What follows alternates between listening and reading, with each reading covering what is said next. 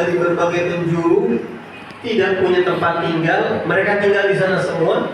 Sholat 5 waktu bersama Rasulullah. Nabi ngajar, Rasulullah buka majlis, mereka paling depan, mereka hadir majlisnya Rasulullah.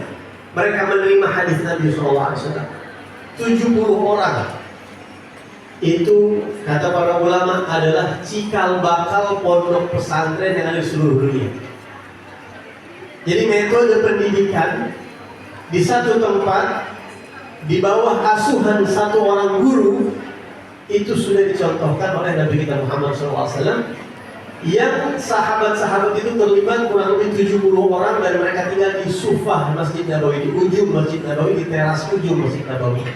Sehingga kalau kita baca kitab sejarah, kita baca kitab-kitab hadis, kita akan mengenal komunitas khusus di tengah para sahabat yang disebut dengan Ashabus Sufah, orang-orang yang tinggal di teras atau di ujung Masjid Nabawi.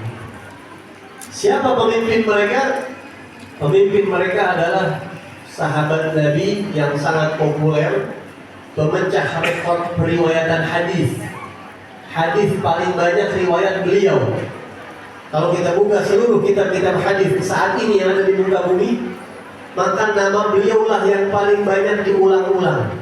Bahkan hadisnya lebih dari 5.000 riwayat.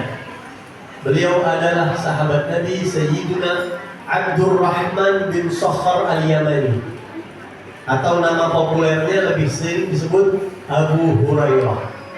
Pernah dengar Abu Hurairah? Beliau itu adalah kepala Ashabus Sufah.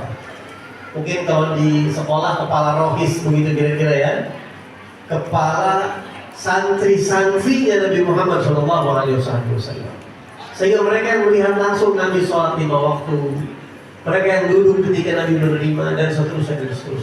Peristiwa-peristiwa yang terjadi di tengah Rasulullah SAW mereka sangat melihat.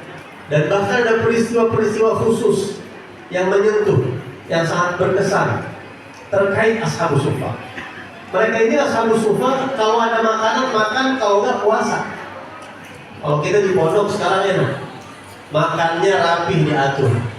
Bahkan kita udah fasilitas sarana prasarana serba lengkap kalau kita. Tapi dulu Ashabus Sufah, santri-santri Nabi Muhammad SAW tidur seadanya. Tidur di atas tanah, di atas gedung. Kalau panas yang panasan, kalau dingin Madinah, kalau dingin itu bukan main, dinginnya luar biasa, kedinginan. Ada sebuah riwayat yang menceritakan suatu saat Sayyidina Abu Hurairah radhiyallahu anhu ini udah lebih dari 2 hari nggak makan, perutnya nggak masuk makanan, udah nggak tahan. Karena ya mereka hidupnya untung-untungan, ada makanan makan, kalau nggak ada ya udah ditahanin, datang dari mana-mana. Kemudian Abu Hurairah ini akhirnya pergi keluar cari sahabat Nabi yang lain, siapa tahu basa-basi ditawarin makan. Datang ketemu dengan seorang sahabat, beberapa sahabat. Awalnya nanya-nanya hukum, padahal beliau tahu. Saya mau tanya kemarin bagaimana pembahasan hukum tentang ini dan itu. Dijawab sama sahabat itu, oh itu hukumnya begini. Padahal dia tanya, udah tahu sebenarnya jawabannya. Cuma pengen nyari orang yang nawarin. Siapa tahu gitu. Udah makan belum? Belum, kebetulan ayo makan, pengen digituin doang sebenarnya mas. Cuma yang ditanya nih mungkin nggak tahu. Habis dijawab udah selesai, kagak ditawarin apa-apaan. Jalan lagi ketemu beberapa orang begitu, ketemu orang lain lagi sama begitu, sampai akhirnya ketemu Nabi kita Muhammad SAW. Kata Rasulullah, wahai Abu Hurairah, Anda tahu ente lapar. Saya tahu kamu belum makan, ikut saya. Maksudnya nggak usah pakai tanya-tanya, nggak usah pakai pura-pura, udah Anda tahu ente lapar, sini ikut. Baik ya Rasulullah. Kata Rasulullah, saya ada segelas susu. Kata Nabi SAW, saya ada segelas susu. Ini susu kalau di zaman dulu, adik-adikku sekalian, agak kenal nasi. Sahabat-sahabat Nabi orang Madinah tuh kagak ada yang makan nasi, nggak ada yang makan nasi. Jadi kadang-kadang minum susu aja mereka udah kenyang. Makan korma sama susu itu udah kenyang. Kalau kita pagi-pagi minum susu, kenyang apa nggak kira-kira? Kadang-kadang kita udah makan roti 4 sisir, 5 sisir, minum susu. Ketemu orang ditanya udah sarapan belum? Belum. Udah bala-bala, udah pastel segala macam. Tetap kalau belum kena nasi kita belum sarapan. Beda antara tradisi mereka sama kita. Jadi mereka itu kalau udah minum susu kenyang. Kata Rasulullah, saya ada segelas susu. Tapi sebelum itu kata Rasulullah, panggil sahabat-sahabat kamu ashabus suffah yang jumlahnya 60-an lebih. Dalam hatinya Abu Hurairah bergumam, ya Allah, mana susu cuma segitu. Saya lagi sedang lapar-laparan, ya kirain buat saya doang kayak itu. Disuruh panggil semua itu sahabat-sahabat, tetap dipanggil semua. Dipanggil karena Nabi yang nyuruh, ya udah nurut dipanggil. Udah kumpul semua, kurang lebih 60 orang. Gelasnya 1 gelas susunya. Cukup gak kira-kira? Nggak cukup kalau secara logika kita. Udah gitu Rasulullah ngasih didikan tarbiyah, Abu Hurairah dikasih paling terakhir. Dia dikasih sahabat yang lain dulu.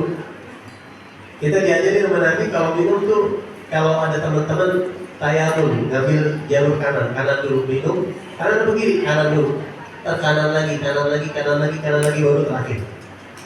Itu yang diajarin sama Nabi SAW. Nabi kasih, kamu minum duluan. Minum. Ini Abu Hurairah tinggal ngeliatin, ya Allah, ntar tuh susu sampai saya tinggal berapa itu susu. Diminum semua tuh susu satu. Tapi subhanallah, ini namanya barakah ya. Kalau kita baca di dalam kitab-kitab sejarah Nabi SAW, yadahu tadharu barakatuhuma fil mata'imi wal masyarib. Tangan Nabi Muhammad dan doa Nabi Muhammad itu menampakkan barokah di makanan dan di minuman. Banyak sekali kisah-kisah Nabi SAW, makanan 2 panci buat 1000 orang. Itu di Sahih Bukhari ada riwayat. Banyak, saya nggak cerita itu. Kita cerita ini fokus. Jadi ini lumrah kalau di zaman Nabi SAW. Udah semua kebagian, terakhir Abu Hurairah. Kata Rasulullah, ishrab ya Abu Hurairah, minum. Kata Abu Hurairah, diminum, bismillahirrahmanirrahim, minum. Tadi dia udah ada lintasan hati, udah ada keretakan.